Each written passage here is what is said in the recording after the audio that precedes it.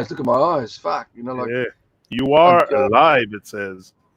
So we are live on the in the tube with Arthur again. Episode 299. This one, yeah, the cult of oops again, and I think we have more to add to the topics of the cult of oops now because it's big, and I yeah. think the living inside that box, like we explained in these other talks, but also the nurturing part. That's what you were talking about before, very important to be nurtured. And I think this starts exactly when we're young and we're nurtured by our mother. The earth nurture us also. So the nurturing part, but also the, like I said, the denial part, because before you start feeling the nurturing, I think it's the denial part, that the fact that some beings cannot recognize the lies, not only the lies, but they think that the government will come and save them and all kinds of stuff like this. So this is the part. Stop being in denial. It's so much like it's not the end of the world to recognize you live a lie. You start making changes and you live more from your core truth than the lie of Babylon. So I think there's that part also, that stop being in denial. It's very No, important. absolutely. So after, maybe you can extend more on that, on the nurturing part and the denial, and yeah. It's an area. Um, Pre-show, we had a chat about this. That it's an area of discussion that Fiona and this man have been having for some time. We're actually writing a few articles about it because we feel this is getting to the very key. Because we have misguided nurturing now. We have confusion around what we are nurturing. Because nurturing really is the power of life itself, power of creation that we're raising. What are we raising? So we can nurture a dream and give it life.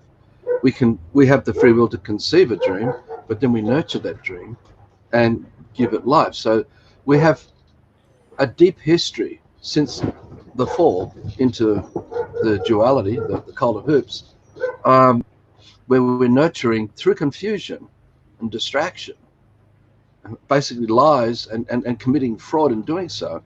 We're nurturing everything that goes against our good heart and the true purpose of the dream of life. And that's what we're nurturing.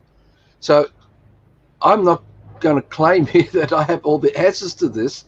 I'm still working through this, and this is an expose right here on the spot um, of that. So here I go. I'll do what I can to share this. Is that I always go back to that Freemasonic occultic symbol of the forbidden tree with the snake coiled around it. The forbidden tree evolved into the forbidden apple, and then we had Adam, naked Eve, but now they've got a fig leaf on them, and there's the snake tempting Eve with the forbidden fruit, forbidden apple. Now, to me, the symbology of that, and whether most of the occultists are aware of the bigger picture behind this, I don't know. I'm assuming they don't, because if they did know, the consequences that they would see would make most of them who had any conscience left want to get out of there because of our free will and the power of what we can do to destroy what we are and what we're part of. Without fantasy, without the fantasy confusing us through afterlives and all these other dreamscapes put into our heads or put into their heads. So you're saying most are not aware. So then all the politicians and all these people on the scene, on the theater of Babylon, they're not aware. That's what you're telling me. Well, it's like when we know we love the mountains, but we drive the car there, right?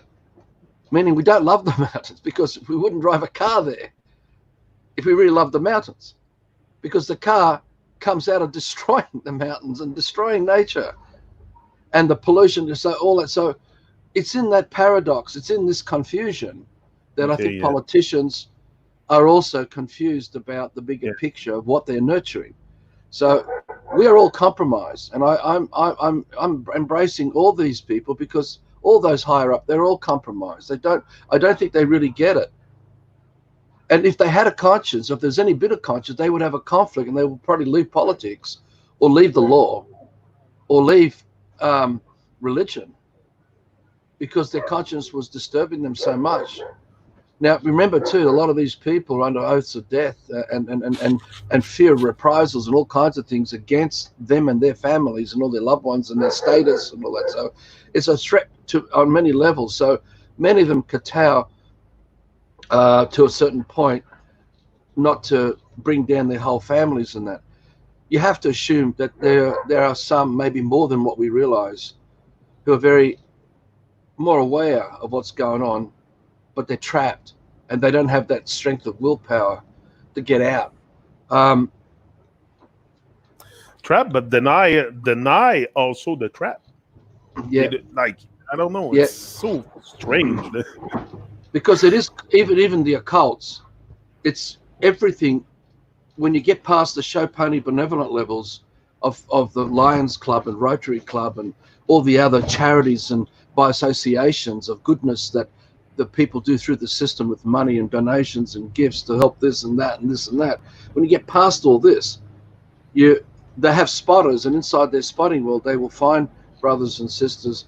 If they're not part of their own families, they'll find others who are intellectually very smart and bright and capable of going against their conscience and bring them in, initiate them. So you go through a compartmentalized process of being initiated, like a pyramid shape, right? Where information is provided on a need-to-know basis, and you only know what you know. But at the highest level, right at the apex, the top, is a tiny few men who know the real big picture.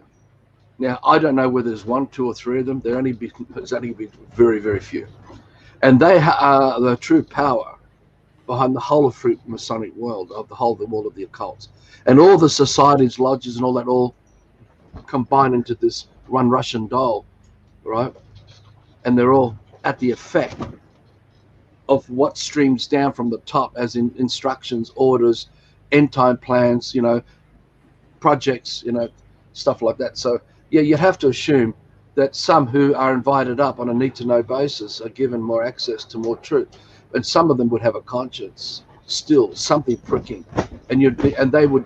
And I can't represent any of them, but we do have a known history of some of these people being killed, some of these people having unfortunate accidents, some of these people being rammed through the media and immense campaigns, so you have to assume it's some of these people will not follow anymore the guidelines that just hit deep into their heart of knowing that if they push that agenda, that they will be causing more problems that they don't want to support, but they don't know how to get out of it. So yeah, look, that's that rolling stone out of control. So in that world, it is a rolling stone out of control, because really they're all under the fear of each other, of turning against each other. So that uncertainty will linger amongst all of them. So they're all capable of doing the most terrible things under that kind of power, like we would all do.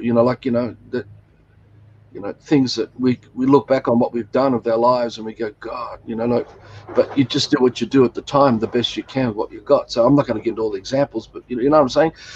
So if we go back to that forbidden tree, the forbidden tree is explanation. It's a definition. It's instruction. It's education. It's indoctrination, brainwashing, inculcation, right? It's their suggestions. So in a nutshell, it's we as man have created a child of man, and we put an imprint of our intention to change the way a child is thinking, because we intend to we want them to be in our image. We want to define them the way we want them to look at life. So that's the snake as a man getting into Eve's head. Now, how did this all start? Because this is the fall from paradise, from undefined reality, undefined eternal life, into the death of hell, of a man-made hell, where we are lost in the lie, and we've not created a life that that gives us eternal life, because we've withdrawn from it. And that's why I said in those last couple of videos about the great man on the cross looking down at everyone going, don't you want life? Come on, you're all brothers and sisters. Don't you want to live?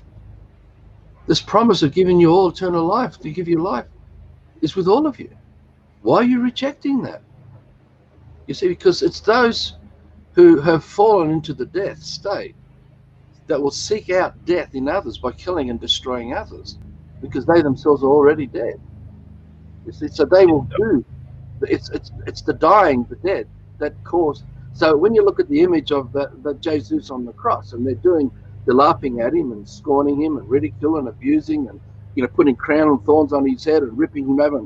I mean, they're really that Mel Gibson movie. I think it was a real classic example of just the brutality of what they would have done to this man.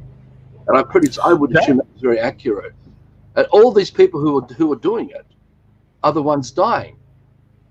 That's why they're doing it to him, because they're dead. So why is the one, because you talk about the one that feels like they're dying, like often we see the Walking Dead, like they're zombies and stuff, and they're already dead, most people in the world.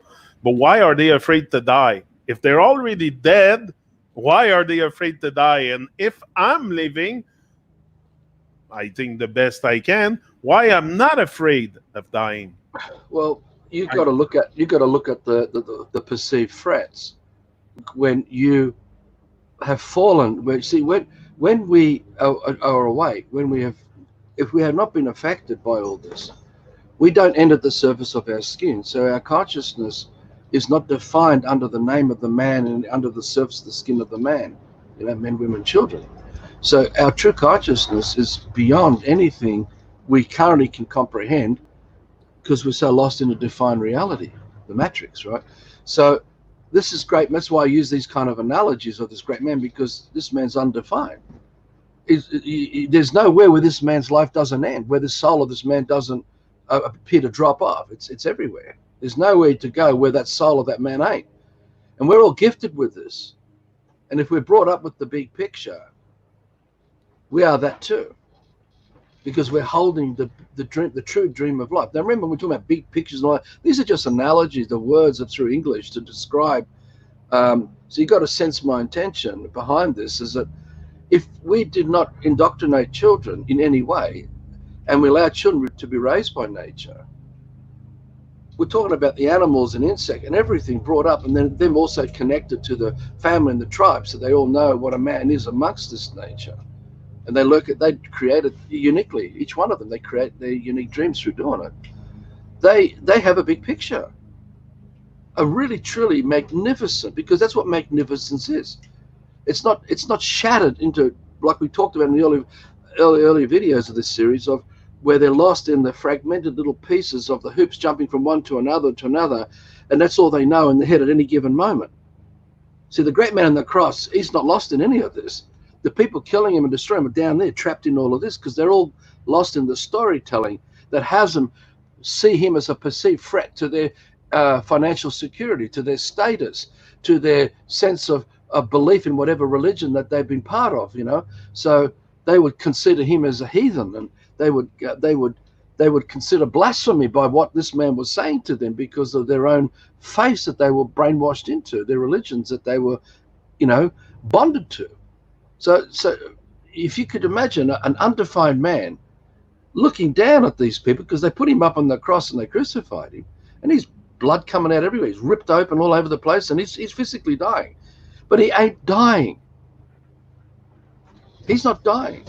He's just showing to them, look, you can do all this your life, but that's not going to kill me. I'm not going to die. You the guys that are dying. That's why you are doing what you're doing, to torture this vessel. You're attacking the vessel because you can't see the bigger picture. You don't want to sense the bigger picture. And if you did, you wouldn't be doing any of this. You'd be embracing life and embracing uniqueness and originality. And we wouldn't be operating through exclusivity and privileges and denying people through regulations and laws and that as to what you can have and what you can't have and all that. So there's no boxes anymore. And you imagine living in an unboxed reality. Always. Right? And everyone's busy being creators. co-creating and expanding the dream of life and sharing that freedom. You see, it's like the sun that shines. The sun casts no shadow. There's no shadow. And that's undefined man. That's our soul. But when we get lost in the shadows of another man's dreaming inside our head, because that's what duality is, it's just a man inside your head, right? The shadow is just the man's influence over you, where you have a broken will. When I say you, I'm saying any of us. We have a broken will. We've accepted the recalling of information that are dreams, like the snake that gave information to Eve, and we're living that, worshipping for that. And when you get, has happened to us from so young, and that's all we know. And we grew up influenced by rabbis and priests in temples and churches and synagogues and etc. We can get so lost believing that we've got the right thing, right? Because remember what I said that in other videos is that you are looking at reality through your senses. You're still sensing everything around you. But we are only recalling the definitions that we've attached to what we're sensing. So now it's a yellow daffodil and it's boxed. And we're now inside the hoops of that cult of the yellow daffodil, which is part of a bigger cult because it's all part of science, of Sion. So this gets into the etymologies and that of this occultic stuff, of Sion, Zion, of science, of Sion. And so we are so trapped. And we are so practiced recalling. Look, even now, as you and I talk English, we are constantly recalling what someone else has taught us to communicate. Meaning we threw the baby out of the bathwater. We threw out the true tongue, our ability to sense each other like dogs.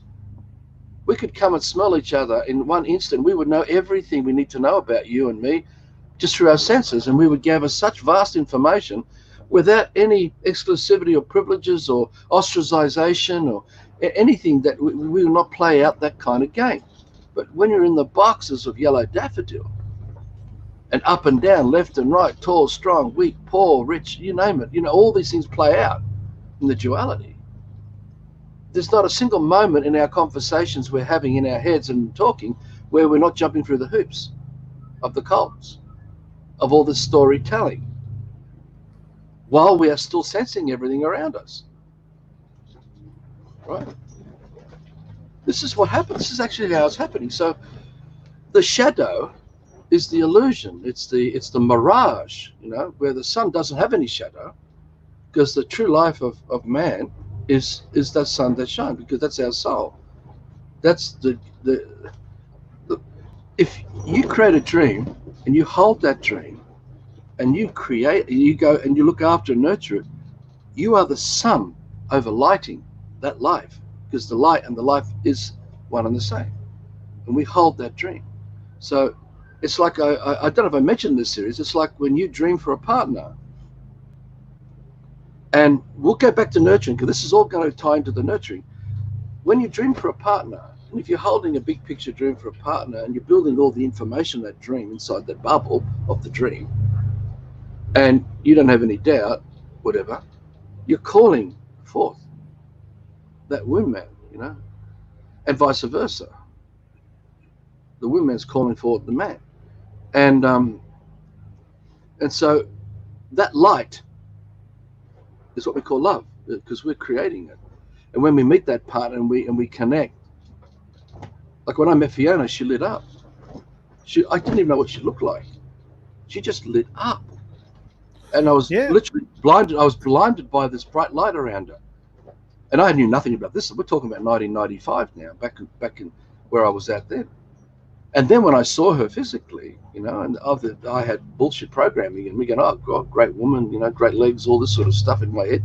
But it wasn't important. I just knew she lit up, and I never went from that. I just knew she was important to the dream of what I'm dreaming for, of this life. And 6 months later, we got together, and on it went. And so that light is the sun that shines of that love for life. By coincidence, the name of our work, the love for life, because while we love the dream, we love our partner, there's no shadow there. But we place any doubt or uncertainty, put any confusion about what we're loving, what we're holding, we can create a back door. We can create a reason to undermine and sabotage that light, that dream, and allow the darkness to spread into that light. So where that dream was pure light of life, we've introduced black into it, and it's starting to spread as we focus more and more on the confusion, the doubt, and any other anti-life, storytelling, things where people explain things to us about, look, I'll talk about this later when we get into the nurturing, because this all ties into this. So you imagine that. That's the full responsibility we have to hold the dream of light. And those of us who remembered who we really are and were raised, we are the stars that shine because we are that light still holding the dream of life. And we are the celestial bodies. It's not as in light years and time and space and all that. It is truly the light of man's life, loving the dream of life. And that is what we hold. And that's why you see all the clusters, because they're tribes, villages, brothers, sisters, uncles, aunties of lives who've lived and grew with that big picture and still hold it. They never died. And that was the great man on the cross. Look, you can be part of this celebration and joy of life. But they all rejected it, They turned against it to stay in the darkness or the shadows of this lie that they live for, where they believe as they get their power and exclusivity and glory. I remember in the court, dealing with the court case from Macquarie Bank, I remember one of the barristers that I dealt with, he was calling me a brethren. They talked about me as a brethren. I had filed documents in the Court of Appeal in the Supreme Court, and I knew they were laughing at me. Though anyone normally wouldn't really see that. They were actually laughing at me, thinking that I'm one of them, that I'm part of their world. The just us, not the justice, it's the just us. So if you can get that, this is how the game is played in the Matrix. And going back to the dream of life of a partner, as a partner, imagine being raised in nature. You're dreaming for a child of man. And all you have is nature, which is more than enough, much more, to inspire the dreams through the sensorimas. And so we put all that information of the child we're dreaming for into that bubble that we've created. And then comes that inspiration when we come together to co-create the child of man. Yeah, but And we create. hang on. Let me just finish this.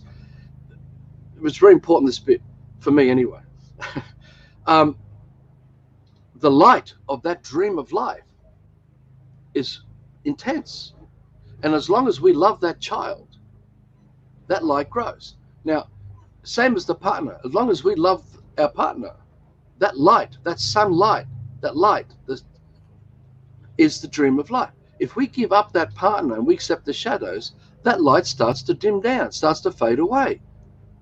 And if we don't love our partner anymore, don't nurture it, it becomes black. And you call that divorce, and you call that whatever you want to call it. So that has died. And that's actually the true meaning of the word sin. It's a sin. Because we've actually killed the very life that we dreamt for and created, which says we're dying too. Because you have to be dying to want to kill something you've created, what you dreamt for. So the full responsibility to love Fiona for this man is eternal. I'm always there for her. The light will always radiate that nurturing to her, no matter what it is. Will always say what I think. Even if I've got it wrong in my head, I will always be there and be present. Her nurturing of this man and in the domain of how we're living in the camper trailer still shines. So we are working and living in the dream of life, being that light that we hold. Because that's the big picture of why we're together and what we're living for. See, so same with the child. As long as we love the child will never fade away. We won't kill it. But because of the way we've been brought up in shadows, children have turned against parents, and children have turned against brothers and sisters and siblings. And the horrors out there today are staggering, right? So the dream of life comes with full responsibility to hold it, to nurture it, not let it go, not as an attachment, but it's what life is itself. It's the very heart of life. See, the sun. Imagine the other way to explain this is it's like, imagine this analogy where the sun's received a card in the mail from Galaxy 476322Y saying, listen, man, come out and visit us celebrating the birthday of the sun of this constellation over here. We'd like you to come and celebrate with us. We haven't seen you, mate, for a long, long time. And the sun's going, oh, wow, yeah, okay. So the sun then turns around to everyone of life and says, listen, guys, I'm going away for a few days, but I'll be back, right? Bye. And off it goes. In the meantime, everything else in its life of light is cast in darkness. And so death spreads everywhere. Everything dies because the sun ain't there anymore, because the nurturing stopped. Right? So the nurturing of true love for the child is eternal. The true life of God, the creator of man, of us, that never stops. That life that pulsates as everything of nature, the wind, the rain, the birds, the tree, everything we're experiencing is that life pulsating. That full responsibility is still present so we can breathe. We can see, we can hear. We're given this life through our ancestors because they hold it still now. But we're meant to be holding and not letting it go. And not lost in the confusion of all of this, right? Of the shadows. Because the sun does not cast a shadow. We're not meant to be casting shadows at all. Because it's impossible to do, because it's only a mirage. It's a fantasy, right? So sorry, what were you going to say? I was gonna say, why do we like? It's good.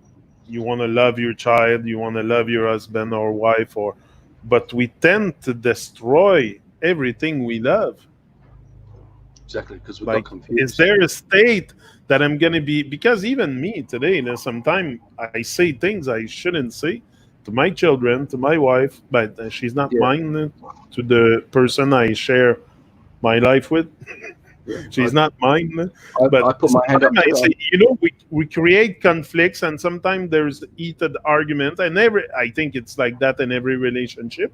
But why do we wreck every relationship pretty much that we have, or have a hard time being honest and truthful about?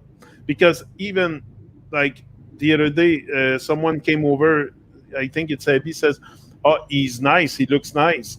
I said, yeah, at first everyone looks nice until you tell them the truth or something they don't like, and then they're going to turn around against you. But why do we tend to destroy everything we love, the earth, our relationships, everything? Like, Because we're confused.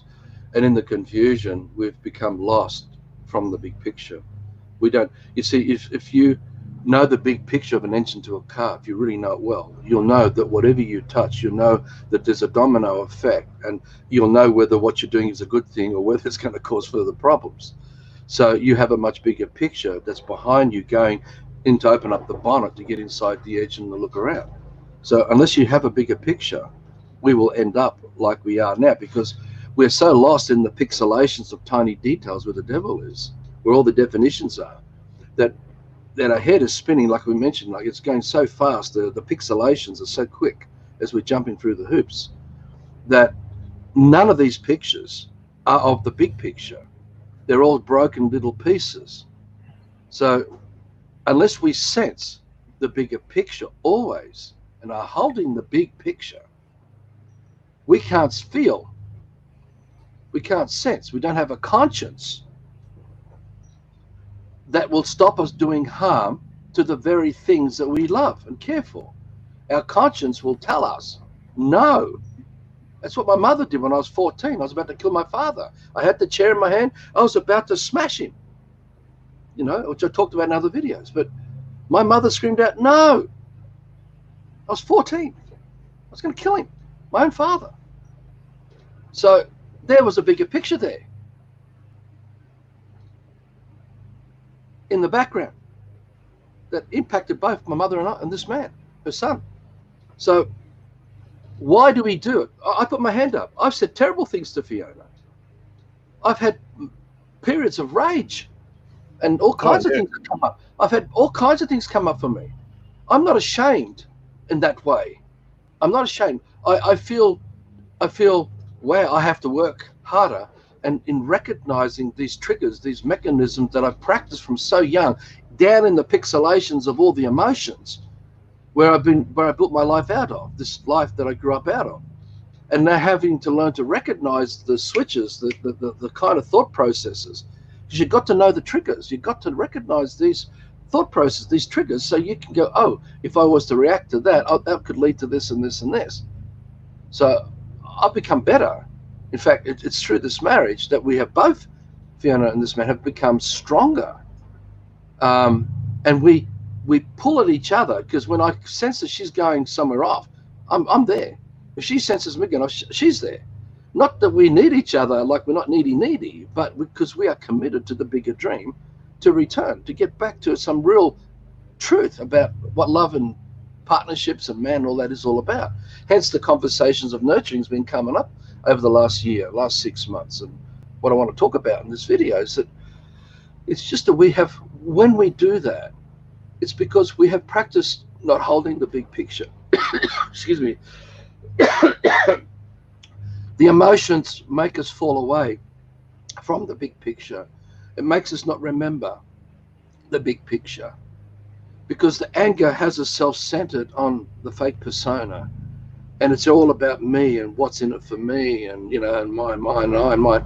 And in doing that, we're forgetting all that time that we're lost in the emotions. The sun's still shining, the air's still there to breathe.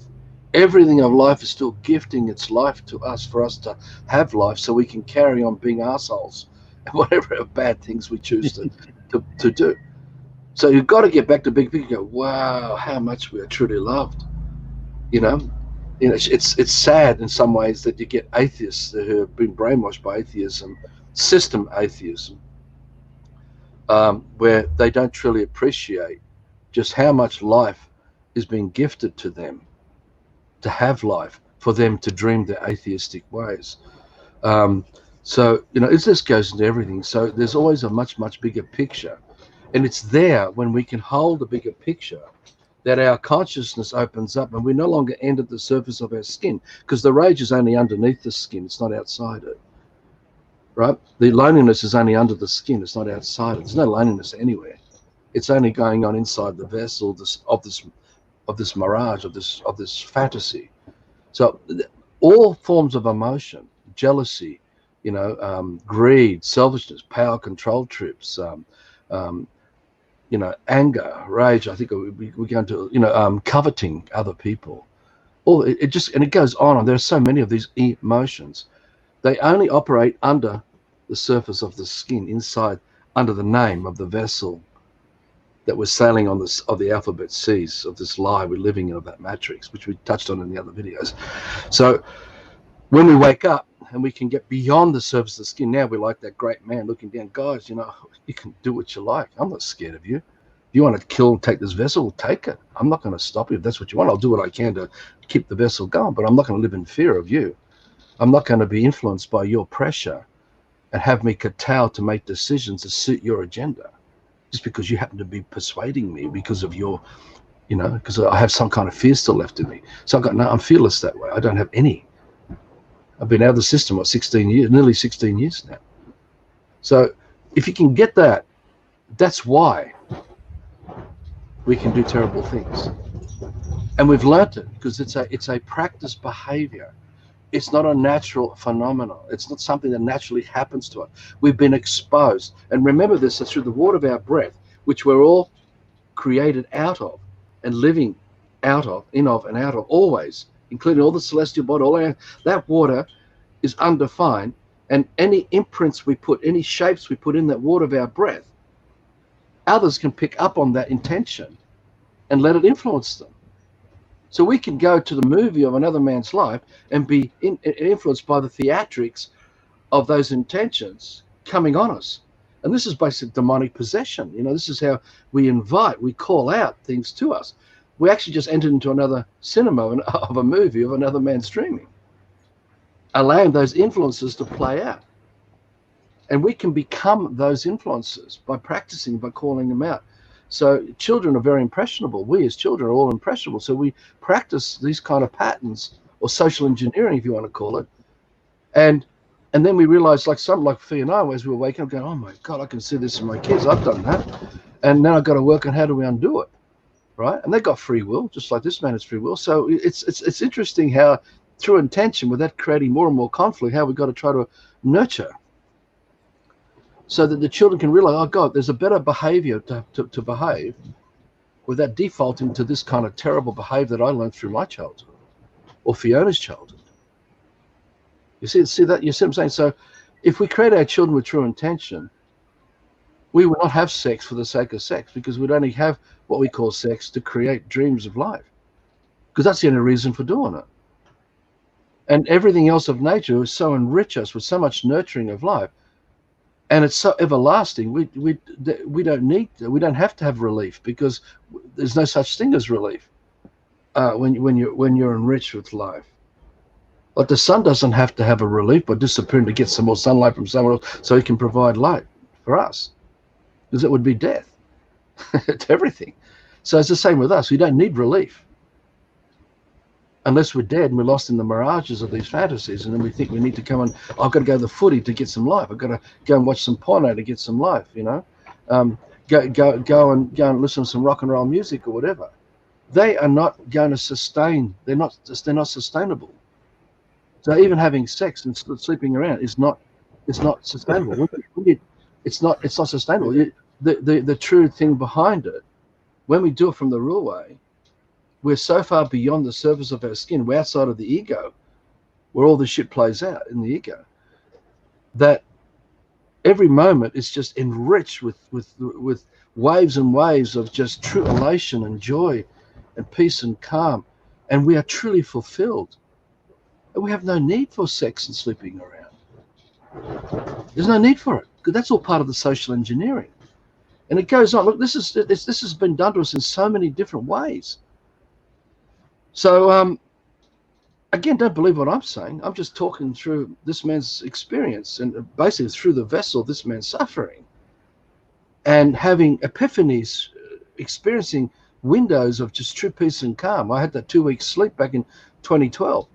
And when I came out of that 2 weeks, I still don't even know where I was. I don't know what happened, but I was this little baby when I woke up, when I was brought out of that 2 weeks sleep. And you got to talk to Fiona and Hannah and others had to look after the body, because I wasn't there, you know. And I remember the senses being so heightened, and I had to relearn to walk because I couldn't walk. I had no balance. So it took me a lot of practicing, and it's like a baby learning how to stand up again and walk. And then I remember, as I was practicing my walking, I noticed that my eyes could read things on tracks from more than like a mile away, like more than a kilometer away. And I could tune in on a conversation, two people walking in the distance, far away. I can hear their full conversation. And I'm going, shit, I don't want this responsibility. It's too much. I just couldn't handle it. It was just too much. And then I had X-ray vision. I could look in someone's body and see everything. Everything. And I'm going, no, I'm freaking out. I was freaking out. I just saw that as like a huge weight of responsibility. And I don't know what it was, but that dimmed down again to back it was before I had the 2 weeks sleep. So what I'm getting at is that if that was to come back, it'll be done through the good heart and in an area where I can handle the responsibility and not let it play out down in the fixations of the ego, where you can misuse all these things and do it for all the wrong reasons. And again, the biggest reason why I never pursued it is because I got to see very quickly that if word got out that I could do those things, then from where we were at East Barrow, we'd have lines of people going back 5 kilometers to Barrow Station lining up to come and see me. And none of them would be there to really want to meet me. They're there because that's what they want. And this is the same with all the love life work and everything else we do. Most people want something because they don't know how to hold a big picture. And those of us who are like a big picture with that passion, we are like a flame, and everyone else like moths that come to it and they hang around the flame. Now that's our creation. We've done that because we have misguided nurturing where we think we can rescue, help other people because we want to help, but we've forgotten free will. So in the confusion of trying to help people, which is what I was doing all those years through Love for Low, I spent my whole life fighting off these moths, some of them who are nasty and demanding and arrogant and all kinds of nasty things being said, and look, I won't go through all that, but the full responsibility to nurture from the big picture will not have us bring any attention on I, me, my, mine. What's in it for me? It doesn't operate like that.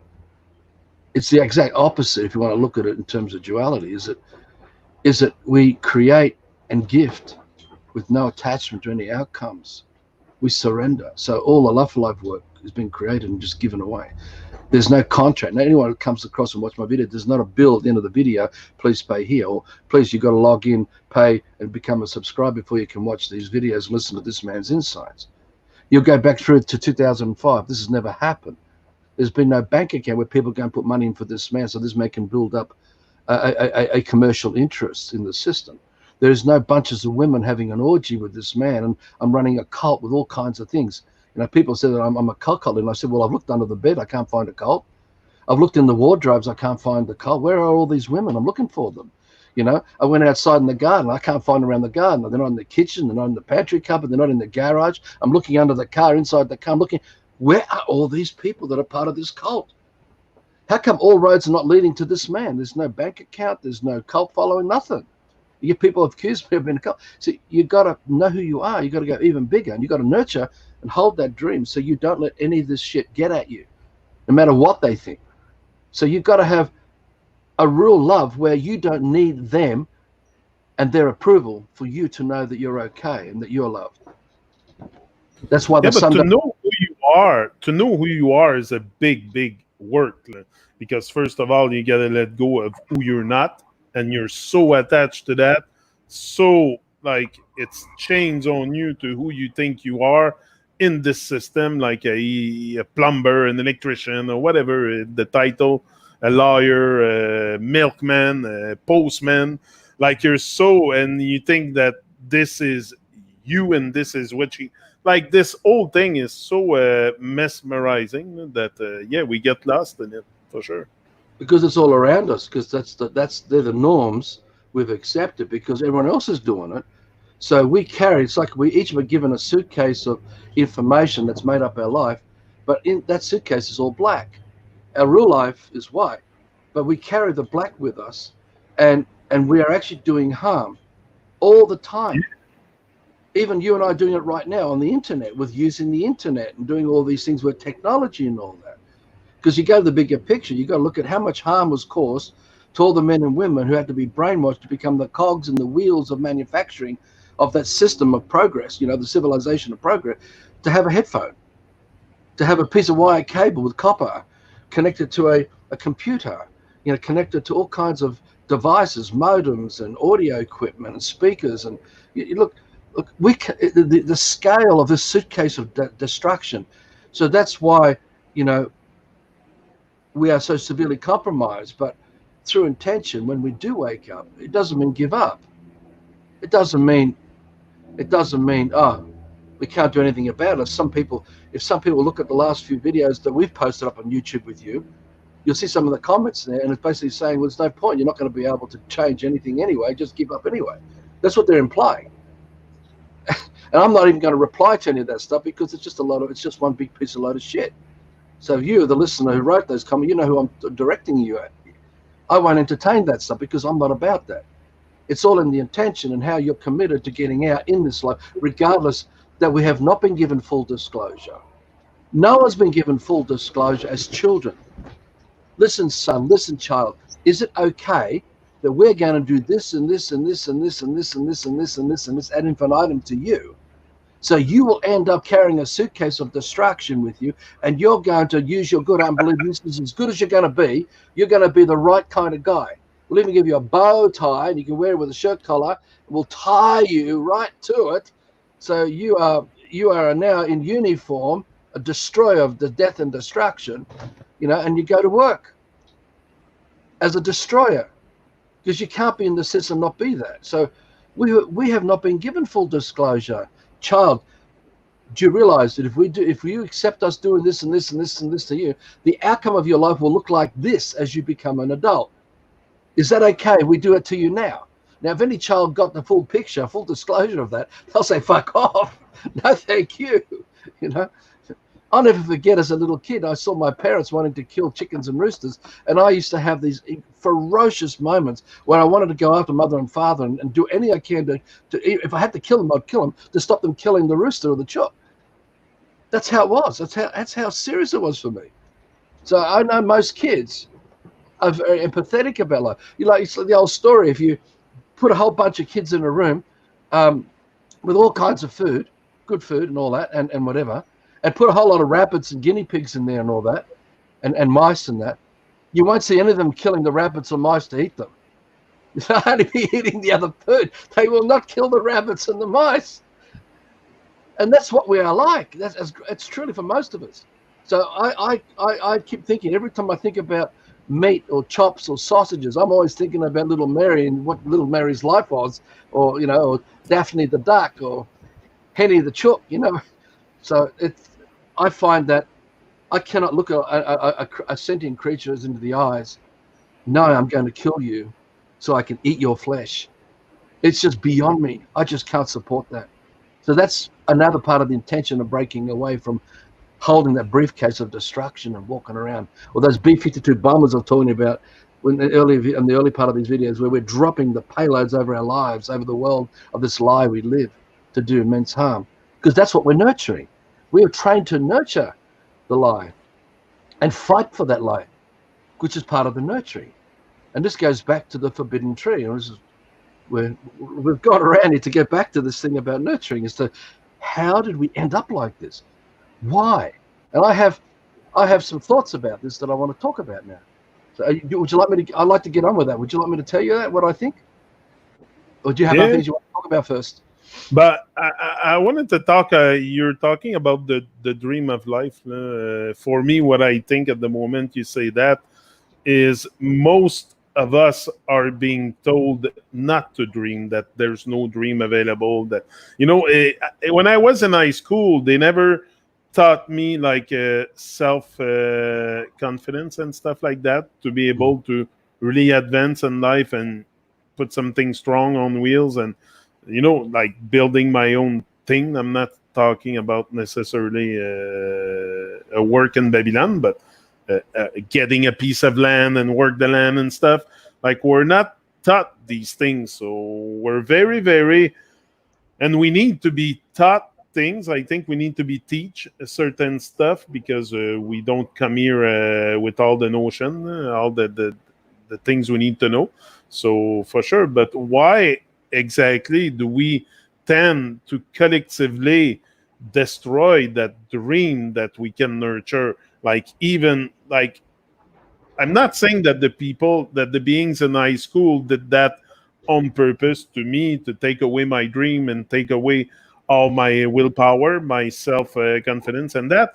But it does happen, and that's, I think, a bit the purpose of schooling today, is to take away your dream and self confidence. And it's a generational thing that's been practiced 24/7, and we've arrived in lives where the generations of practicing this kind of stuff is very intense and chronic. Now, if you go back, look at the sun is information, just as nature is information, and the information are tools. And we can go to the sun of our heart and go to nature of our heart and work with those tools. And these tools don't do harm as a man, because we have a much bigger picture.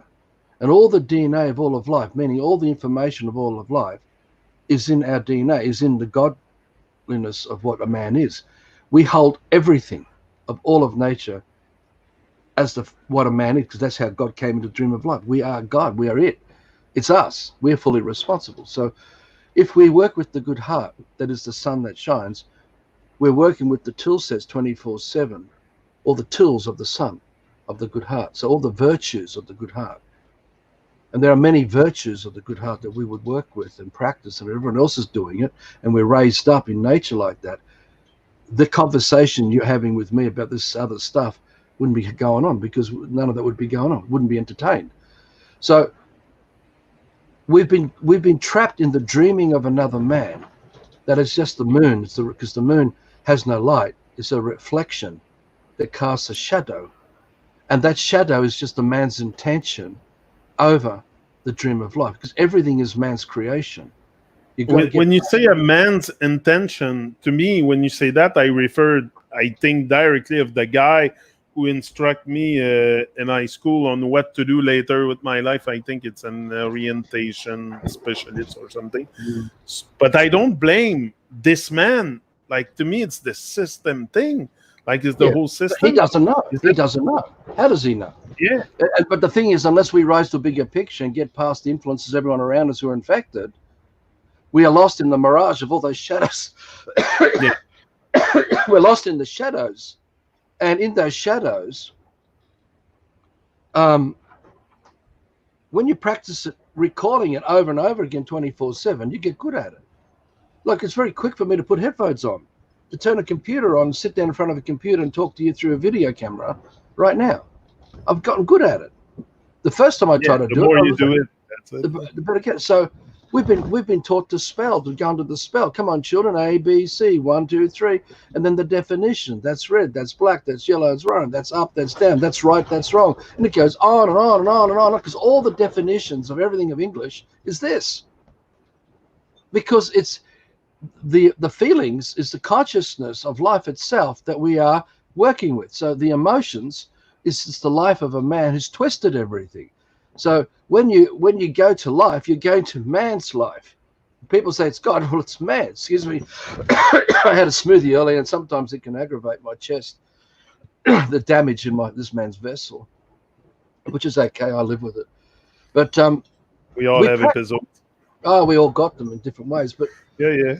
And I haven't been doing much physical exercise lately, so I've been more of a Humpty Dumpty sat on the wall here in front of the computer, and he had a great fall, and no one else can put him back together again. Only this man can sort that one out, you know. So, we have practiced it, Johnny. We really have practiced living in the mirages, believing the mirages under trauma, because when you're out in the desert and you're dehydrating, and you really need a drink, you reach the point where you can start to fantasize mirages because you want water. So you think of an oasis, you know, and pictures come up. And you start heading in that direction, but then there's nothing there. The oasis ain't there, no matter where you turn. So the trauma we are subjected to as children will have us form mirages of money, of financial security, of career, of status, of peer pressure approval, you know, of being a good citizen in a made-up society of people lost in the mirage, you know, of this matrix, you know. And look, there's 1,001 of these things. And we hang on to these things, but it can be gone very fast. We see it with the coronavirus. You can lose your job, you can lose your house, so you hang on to these things for what exactly? because the life of the man who dreamt them was lying to those who got sucked into the mirage of these dreams, because behind it was fear, doubt, uncertainty, confusion, a lack of sense of belonging, of spoon-fed neediness of other people's approval of you. Most of us spend a lot of time making sure we look good to other people, and all of it is fake. So much, huh? The syndrome, the like me syndrome. You have to be like. It is staggering, and we've practiced it so chronically from so young. We don't know how else. We don't know how else to behave, because that's all we're recalling all the time. We've practiced doing it. So unless we can get this free will strong enough to step outside of it and go, oh, this is all shit. I'm not going to behave like this anymore. I am what I am. I don't need your approval, anyone else's approval. Okay. I'm just going to be what I am and going to do it because I'm responsible for what I'm doing. And if you have a bigger picture, which you can correct because we've got free will to do so, you can see that you can navigate through anything, and it doesn't matter what anyone says. You know, you could be that man on the cross being butchered and tortured by all these people coming at you, for all kinds of reasons, but it doesn't persuade you away. It doesn't seduce you. It doesn't make you kowtow. It doesn't make you comply and acquiesce. Hence, taxation is voluntary. It is not compulsory. The law is all about your free will.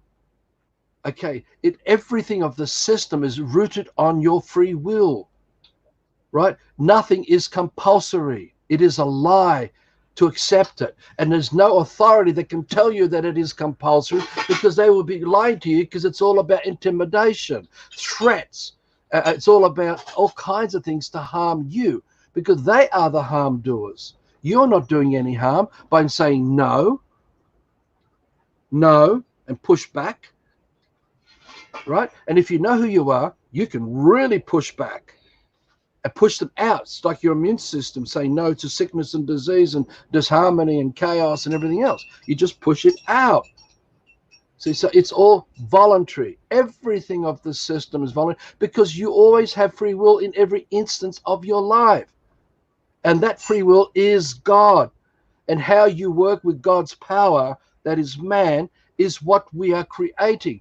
And if we're not conscious of what we are creating, we can fall into the shadows of these mirages and create a life in those shadows and be harm doers, lost amongst harm doers, and be subjected to so much emotional peer pressure and persecution and all kinds of terrible things that can be said against you, which is what this man's endured during the Love for Life work.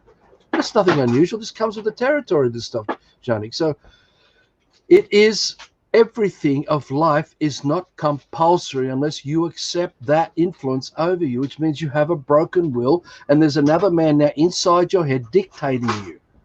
They're telling you to turn your head this way, now this way, now up, now down. They're telling you to move your hand here and that. They're telling you how to use your fingers. They're telling you how to open your mouth and what comes out of your mouth. They're telling you what to recall when they call your name.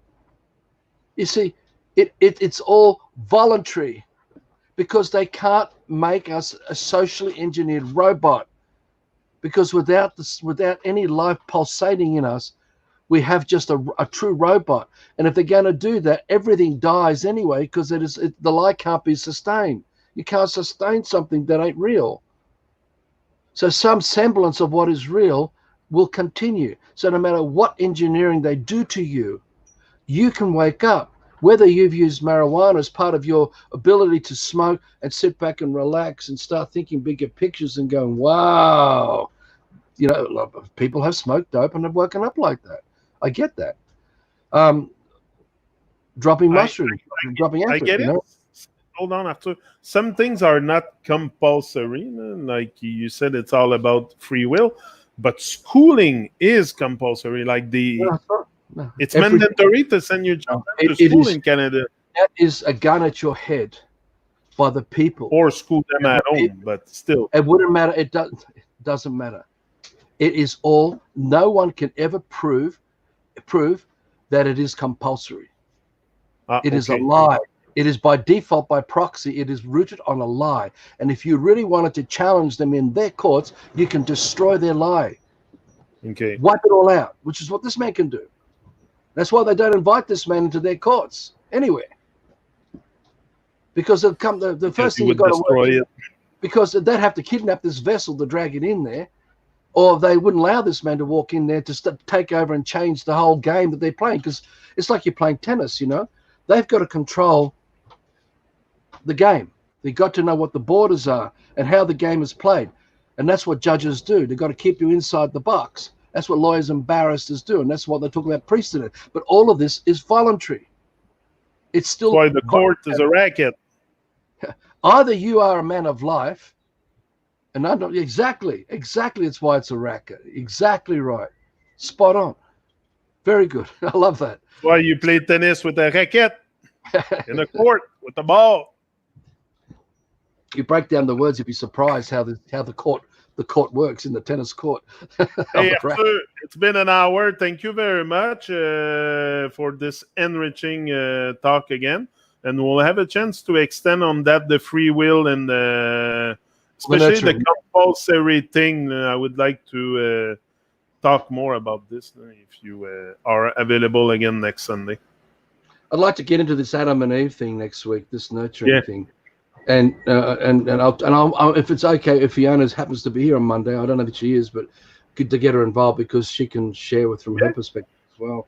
If not, I'll do the best I can to share what I can. And thanks, man.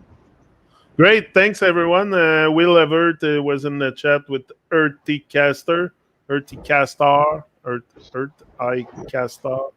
I don't know how to say it too much, but anyway. Doesn't matter. Numbers don't matter. It's what we put up.